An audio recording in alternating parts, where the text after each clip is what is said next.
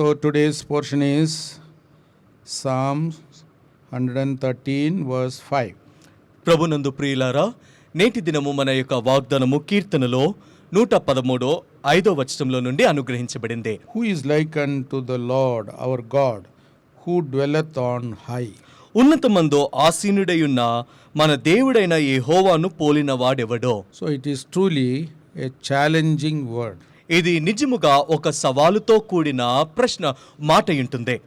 And also it is a great fact that there is none like the God Almighty, the Lord Jesus Christ. అంత మాత్రమే కాదు, ఇది గొప్ప ఉన్నతమైన సత్యమై ఉంటుంది. అత్యున్నతమైన మన ప్రభువును ప్రియరక్షకుడైన యేసుక్రీస్తు ప్రభువారిని పోలిన వారు ఎవరు కూడా లేరు. He is greater than all men. He is greater than angels, even archangels or any creation in heaven. ఆయన భూలోకమందు మనుషులందరికన్నా అత్యధికమైన వాడు, పరలోకంలో ఉండే దూతలందరికన్నా. అంత మాత్రమే కాదు, పరలోకంలో సృజించబడిన ఏదైనప్పటికీ కూడా అన్నిటిపైన ఆయన అత్యధికమైన వాడై ఉంటున్నాడు. So that's why we worship him. అందుకొరకే మనం ఆయనను ఆరాధిస్తాము. We fear him and serve him. అందు నిమిత్తము మనము ఆయనకు భయపడి ఆయనను సేవించే వారమై ఉంటాము. Obey him and accept his word for our life. ఆయనకు విధేయత చూయించి ఆయన మాటలను మన జీవితంలో అంగీకరించే వారమై ఉంటాము. There is a similar word in 1 Timothy. మొదటి తిమోతికు రాసిన పత్రికలో ఇలాంటి మాటే ఉంటుంది. 1 Timothy 3:16, and without controversy, great is the mystery of godliness. God was manifest in the flesh, justified in the spirit, seen of angels, preached unto the Gentiles, believed on in the world, received up into glory. మొదటి తిమోతికి రాసిన పత్రిక 3:16 నిరాక్షేపముగా దైవ భక్తిని గూర్చిన మర్మము గొప్పదై ఉన్నది. ఆయన శరీరుడిగా ప్రత్యక్షమాయను, ఆత్మ విషయమై నీతిపరుడని తీర్పు నొందెను, దేవదూతలకు కనబడెను, రక్షకుడని జనములలో ప్రకటింపబడెను, లోకమందు నమ్మబడెను, ఆరోహణుడై తేజోమయుడాయను. So Lord Jesus is a mysterious, heavenly, high, uncomparable person. యేసుక్రీస్తు ప్రభువారు ఆయన మర్మముతో కూడిన అత్యధికముగా పరలోకమందు హెచ్చించబడిన ప్రభువై ఉంటున్నారు. John 17 యోహాను రాసిన సువార్త 17 and verse 5. 5 The Lord Jesus, while praying, he says, now, O Father, glorify thou me with thine own self, with the glory which I had with thee before the world was. ప్రభువారు ప్రార్థిస్తే ఏమంటున్నారు? తండ్రి, లోకము పుట్టక మునుపు నీ యొద్ద నాకు ఏ మహిమయుండెనో ఆ మహిమతో నన్ను ఇప్పుడు నీ యొద్ద మహిమపరచుము. So Jesus lived in heaven before coming into this world, from eternity past, in glory.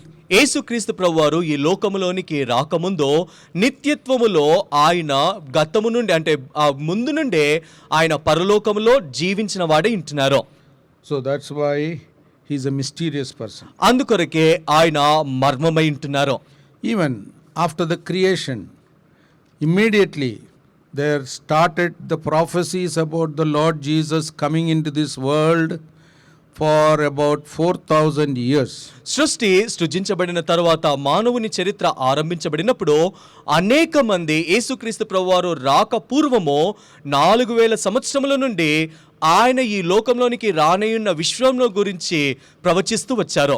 His history on this earth also began, now we can say 6,000 years ago. కాబట్టి యేసుక్రీస్తు ప్రభువారి యొక్క చరిత్ర ఈ లోకంలో ఎప్పుడు ఆరంభించబడిందని చెప్పవచ్చు? 6,000 సంవత్సరముల నుండే ఆరంభించబడిందిగా ఉంటుంది. So from creation, సృష్టి ఆరంభము నుండే ఉంటుంది. different prophets prophesied about his first coming and also his second coming. వేరు ప్రవక్తలు యేసుక్రీస్తు ప్రభువారి యొక్క మొదటి రాకడను గురించి ప్రవచించారు, ఆయన యొక్క రెండవ రాకడ గురించి కూడా ప్రవచించారు. So we can boldly say, who is like unto you, Lord Jesus? కాబట్టి మనము ధైర్యముతో చెప్పవచ్చు, యేసుక్రీస్తు ప్రభువా నిన్ను పోలిన వారు ఎవరుంటున్నారో. Isaiah 7:14. యెషయా గ్రంథము 7:14 There we read about the prophecy about his birth.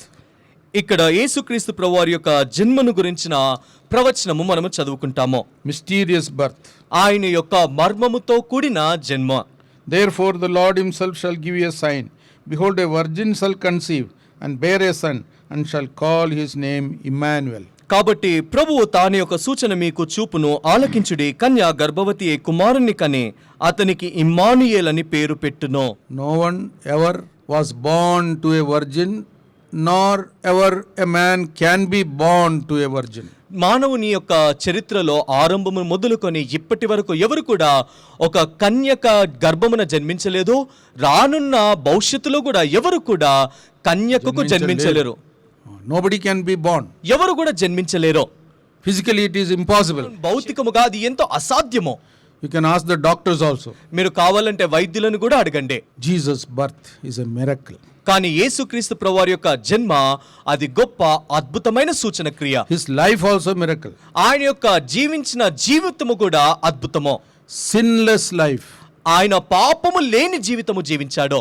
And with so many miracles beyond human comprehension. మానవునికి ఏమాత్రము కూడా సాధ్యము కాని అనేకమైన అద్భుత కార్యములు ఆయన ఈ లోకంలో ఉన్నప్పుడు జరిగిస్తూ వచ్చాడు. His words also. ఆయన యొక్క మాటలు కూడా అద్భుతమైన మాటలు. People surprised at his teaching. ప్రజలందరూ కూడా ఆయన బోధించే విధానమును విన్నప్పుడు వారు ఆశ్చర్యపోతూ వచ్చారు. His deeds also. He has done everything well. ఆయన క్రియలు కూడా ఎంతో అద్భుతమైనది. ఆయన సమస్తమును ఆయన బాగుగా చేసిన దేవుడు. Those who know the Lord Jesus must always be wondering at him. యేసుక్రీస్తు ప్రభువారిని ఎరిగిన ప్రతి ఒక్కరు కూడా ఆయనను బట్టి ఆశ్చర్యపోయేవారుగా ఉంటారు. But on the cross he died and made propitiation for the sins of the whole world. కానీ ఇలాంటి ఉన్నతమైన గొప్ప దేవుడు సమస్త మానవాళి యొక్క పాప పరిహార్థ నిమిత్తము ఆయన కలువరి సిలువలో ప్రాయశ్చిత్తము చేసిన వాడే ఉంటున్నాడు. So now whole world can be forgiven. కాబట్టి ఇప్పుడు ప్రపంచంలో ఉండే ప్రతి ఒక్కరికి యేసుక్రీస్తు ప్రభులో క్షమాపణ ఉంటుంది. Anybody can be forgiven. ఎవరైనా ఏ విధంగా ఉన్నప్పటికీ క్షమాపణ పొందగలుగుతారో. Any wicked person also can become a child of God. ఎలాంటి దుష్టత్వంలో పాపములో జీవిస్తుంటున్న వ్యక్తి అలాంటి వారు క్షమించబడి దేవుని యొక్క పిల్లలుగా మార్చబడగలుగుతారు. Because Jesus became the propitiation for the sins of the whole world. ఎందుకొరకు యేసుక్రీస్తు ప్రభువారు సమస్త మానవాళి యొక్క పాప పరిహార్థముగా కలువరి సిలువందు ఆయన వ్రేలాడుతూ వచ్చారు. 1 John 2:2. మొదటి యోహాను రాసిన పత్రిక 2వ అధ్యాయము 2వ వచనము. And he is the propitiation for our sins, and not for ours only, but also for the sins of the whole world. ఆయనే మన పాపములకు శాంతికరమై ఉన్నాడు. మన పాపములకు మాత్రమే కాదు సర్వలోకమునకు శాంతికరమై ఉన్నాడు. Those who are listening, anybody not repented, having any doubt of forgiveness through the Lord Jesus, you can be assured Jesus has made provision for the sins of the whole world, even yours, even mine, even everybody in this world. వింటున్న వారిలో ఇంకా ఎవరికైనా ఈ క్షమాపణ గురించి ప్రశ్న ఉన్నట్లయితే గ్రహించవలసిన సత్యము యేసుక్రీస్తు ప్రభువారు నా పాపము కొరకు, నీ పాపము కొరకు, మానవాళి పాపమంతటి కొరకు ఆయన ప్రాయశ్చిత్తముగా కలువరి సిలువలో చనిపోయిన దేవుడు. Who is like unto him? కాబట్టి అయ్యా నిన్ను పోలిన వారు ఎవరో. And the second part of this verse, Psalm 113:5 is, he dwelleth on high. 113 కీర్తన 5వ వచనములో 2వ భాగము, ఉన్నతమందు ఆసీనుడై ఉన్నవాడు. After Lord Jesus rose again, యేసుక్రీస్తు ప్రభువారు ఆయన తిరిగి లేచిన తర్వాత, according to Philippians chapter 2, ఫిలిప్పీయులకు రాసిన పత్రిక 2వ అధ్యాయం ప్రకారముగా verses 9 and 10, 9-10 వచనాల ప్రకారము, he has ascended to heaven. ఆయన పరలోకమునకు ఆరోహణమై వెళ్ళారు. His name is far above every name. ఆయన అన్ని నామముల కన్నా ఉన్నతమైన ఘననామమై ఉంటుంది. At his presence every knee should bow. ఆయన యొక్క నామమున, ఆయన సన్నిధిలో ప్రతి ఒక్క మోకాలు వంగాలే. Those who are in heaven, those who are on earth also. ఆకాశమందు పరలోకములో కానివ్వండి, భూలోకములో సమస్తమైన ప్రజలు ఆయన నామమున మోకరించాలి. Such an exalted God he is. అంత ఉన్నతమైన హెచ్చించబడిన దేవుడు.